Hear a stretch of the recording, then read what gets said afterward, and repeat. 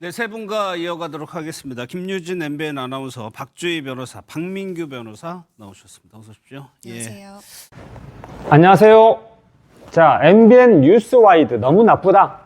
과연 이런 방송을 꼭 해야 되나? 라는 내용으로 말씀을 드리는데요.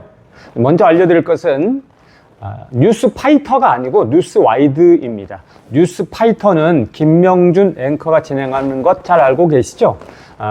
그 뉴스파이터의 김명준 앵커 방송이 아니고 뉴스와이드 한성원 앵커 방송입니다. 그렇기 때문에 또 이 방송을 듣고 나가지고 또 이렇게 막 김명준 이름 넣어가지고 공격하는 일은 없어야 되겠습니다. 그쪽이 아니니까요.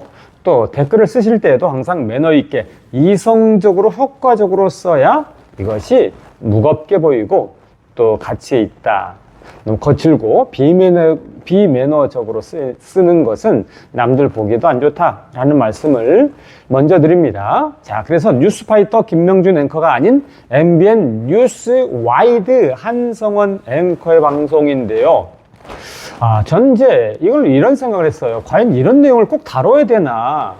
뭐 그냥 KBS 홈페이지에 이렇게 호소문 올라가고 또 그 홈페이지에 KBS에게 답한 이런 것이어서 그냥 인터넷 매체로 인터넷 종이신문이 아닌 인터넷 매체 신문으로 올라가는 정도는 이해가 되지만 어쨌든 방송이잖아요. 방송에서 이런 것까지 다뤄도 되나? 그런데다가 그냥 또 그 자체로 그것만 딱 집중해서 객관적으로 공정하게 내보내면 되는데 뭐 안 좋은 것까지 막 달려가지고 그 다음에 이제 뭐 꼭 느낌이 재탕 삼탕하는 이런 느낌. 그래서 이런 방송을 꼭 MBN에서 해야 되나 이런 생각이 들어서 좀 한심하다 이런 생각까지 들었습니다. 더더군다나 뭐 김유진 아나운서, 박주희 변호사, 박민규 변호사, 그러니까 쉽게 말하면 뭐 아나운서 한 명에 또 변호사 2명까지 나왔어요. 그러니까 진행자 1명, 아나운서 1명, 변호사 2명. 아니 뭐 이런 일에 변호사들이 뭐 나와서 이런 정도까지 얘기를 해도 되나? 다 아는 거 아닙니까? 그냥 또 일반적으로 다른 인터넷 매체에서 짧게 기사 내보낸 그 정도로 얘기하면 끝나는 건 아닙니까? 근데 뭐 여기에 변호사 2명까지 나오고 또 뭐 아나운서까지 나오고 이렇게 하니까 저는 이 변호사들이 무슨 생각을 하면서 방송을 했나 이런 생각도 좀 솔직히 들기는 했습니다.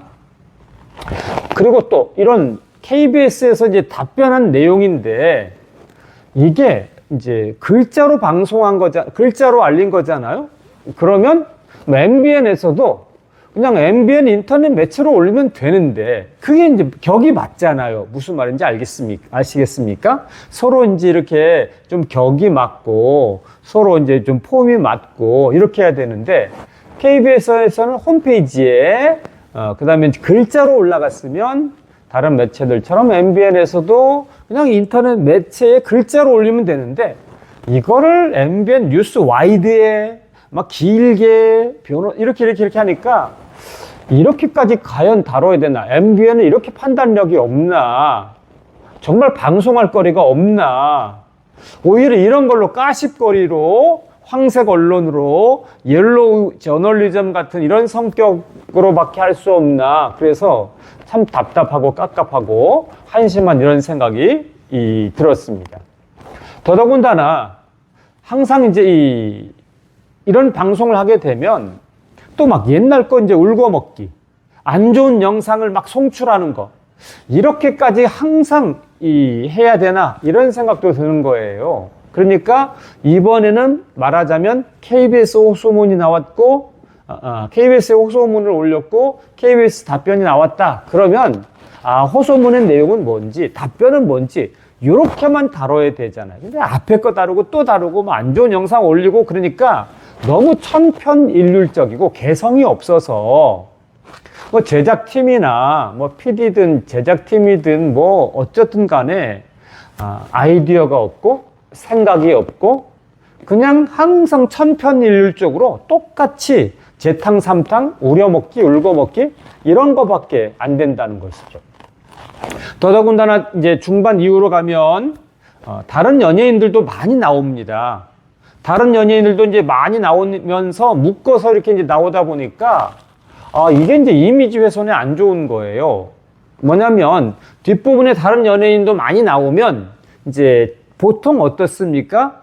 제목을 딱 잡을 때에 뭐 예를 들어서 이제 문제를 일으킨 연예인들 어떻게 지내나 막 이렇게 하면 대중은 이제 제목밖에 안 보니까 그러니까 그렇게 잡아야 되는데 제목에 이렇게 한 사람의 이름이 한 가수의 이름이 들어 있으니까 이거는 뭐 묶어서 패키지로 이미지 훼손을 정말 어마어마하게 이제 일으킨다라고 이렇게 이야기를 할 수가 있는 것이죠.